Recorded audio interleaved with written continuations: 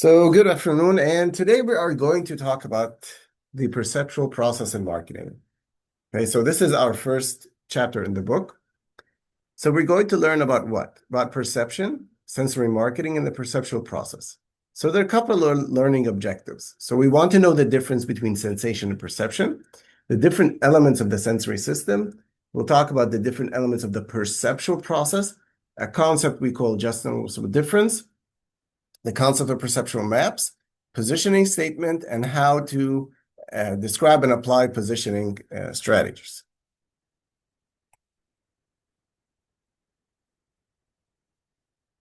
So, first thing we're going to talk about is sensation versus perception.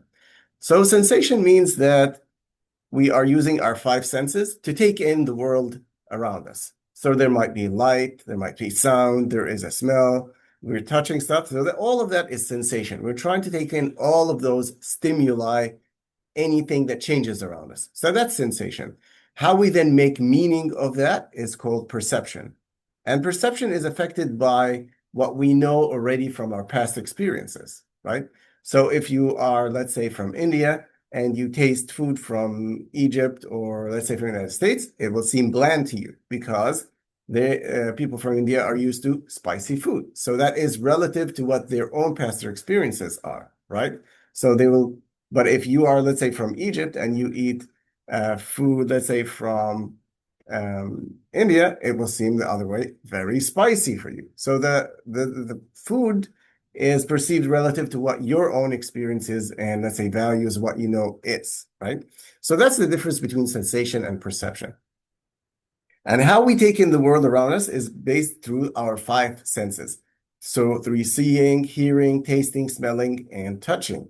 What we're concerned about in marketing is that all of those have to be consistent with one another. So if you're walking into a dealership, like for Lexus, it'll have to, look like that it has marble floors. So that's a luxurious kind of perception. The music that you will hear also is not going to be pop music. It'll be more like, I would say, instrumental music. So that is also conveys a sense of luxury. You might smell maybe coffee. The everything that you touch will be sleek and very advanced. What you taste also, maybe there's a high-end type of pastry or something there. So all of this conveys like a consistent image of luxury, right? So let's talk about then the perceptual process. And there are steps in perception. It starts from exposure to attention to interpretation and adaptation. All of those could happen into us in a second, or they could happen over, a couple of months.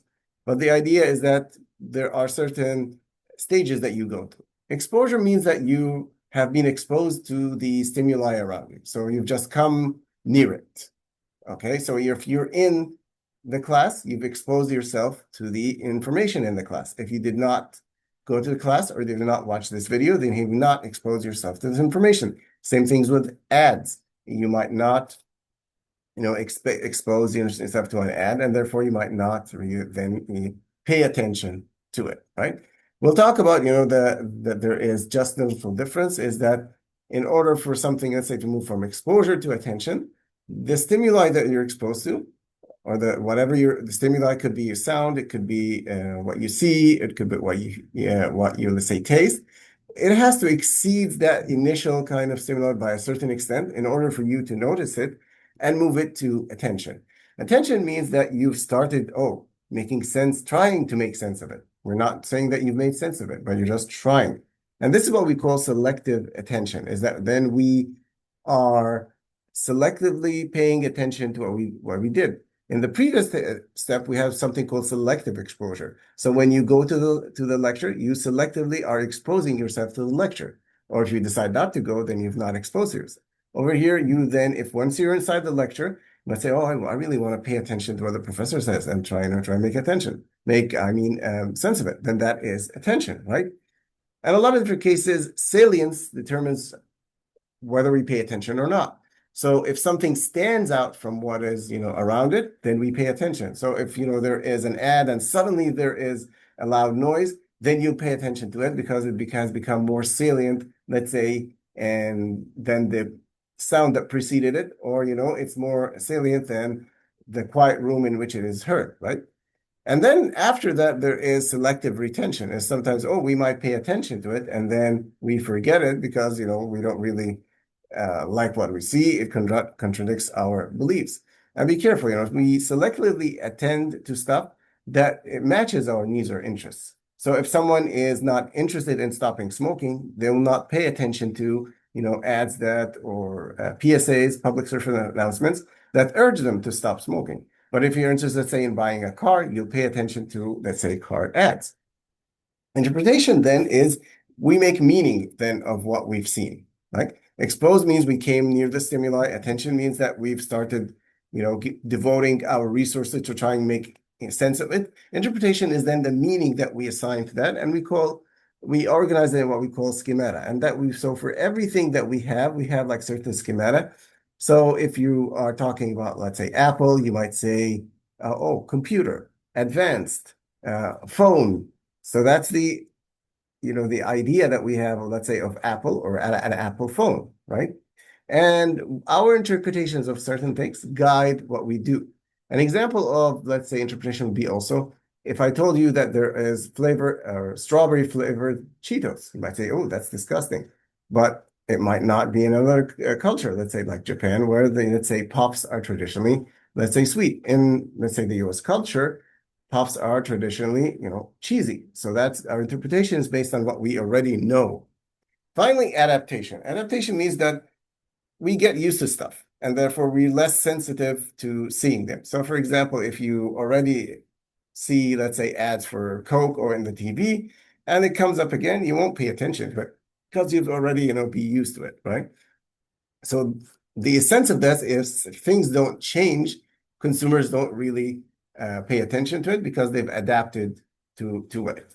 Like if you are, let's say, in hot weather, you move to cold weather, over 2-3 years, you'll adapt to the cold weather and not view it as cold as when you first, let's say, moved there. Okay, so there's something called the just noticeable difference. And what is the just noticeable difference? Which is the smallest difference needed to differentiate between two stimuli. The two stimuli, for example, could be, let's say, an old package and a new package, okay? And marketers don't want you to notice, let's say, when they reduce the size of the package.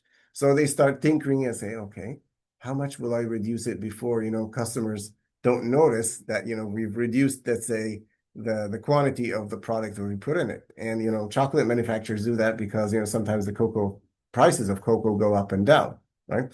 But sometimes you want to notice the difference, right? Because if it's a positive difference, you want them really to notice it. If you reduce, let's say, the price, and let's say you reduce it by 5%, customers don't really notice that that's a difference, or it's not meaningful, then that's not really noticeable. So you maybe go to 10%. Oh, now they've noticed it, right? So it's like when you drink, let's say, a cup of water. Oh, that first cup of water feels very refreshing. The second one feels a little bit less refreshing. As soon as you add more and more, it doesn't really, make a big difference, right? So that's what we call the, just noticeable difference. The next concept that we're talking about is called perceptual mapping. And perceptual mapping is also related to perception. Why? Because where you kind of put the brands that are competing against one another in a diagram. And it is along two axes, like X and Y. So in this perceptual map, this is a map of different cars.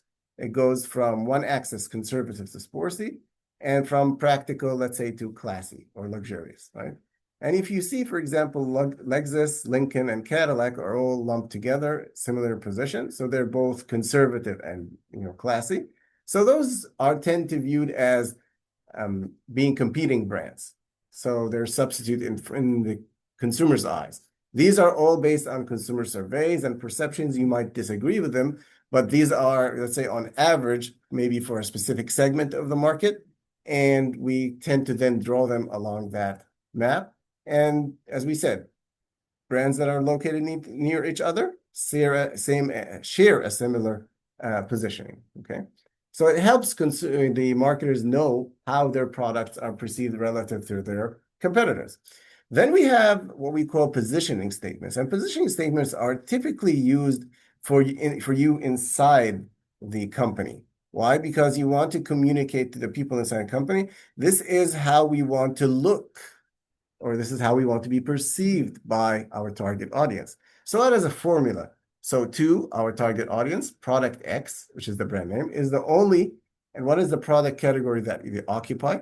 That points of differentiation, which is how you're different than your competitors, and because reasons to believe. And why should our customers believe that, right? So it helps put all of the people inside of the company on the same page. So this is an example of positioning statement for Amazon in 2001. And of course, this positioning statement is different right now because they're no longer only a book retailer. But let's say for worldwide web users, that would be our target audience, right? Who enjoy books. That's the rest of the target audience. Amazon, so that's a product X, if we look at the formula, is what? That's the product category in which they operate. Is a retailer bookseller? And then here is the point of differentiation. This is how they're different. That provides instant access to over 1.1 million books. So this is how you're different than others. So if others do this as well, then that's not a point of differentiation. Unlike traditional book retailers, Amazon provides a combination of extraordinary convenience, low prices, and comprehensive selection. So this is the reasons to believe over here, okay? So this is an example of a positioning statement. Finally, we're going to talk about positioning strategies and repositioning.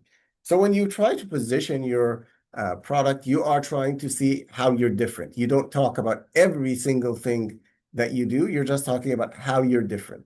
So for example, if you are Timex, you might say, oh, we provide an affordable way for people to tell time. That's how they are distinct maybe than other competitors. So it's functional. It solves a specific problem. Or it could be symbolic. Like if you buy a Rolex watch, it enhances your self-image, luxurious, how you look in front of others, right? Or finally, it could be experiential. So if you are Disney, you provide a sense of pleasure and experience for people. They're happy. So experiential has to do more with services. Okay, then final concept that we're going to talk about is repositioning. And what is repositioning then? Is when you try to change the position or the perception of the product relative to competing products. So for example, Amazon has reshifted their image. So right now they are like the one-stop shop online, and their competitors would be, I would say, Walmart right now, right? So it's no longer just a book retailer. So it responded to changing market conditions where, books are now no longer that much very popular as they were in the past. Certain, people are starting to buy online, which addresses the shift in customer preferences.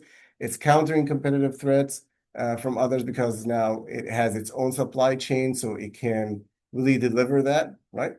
So it is a good repositioning. And there are other brands which have changed how they operate or how people perceive them in order to stay alive in the market.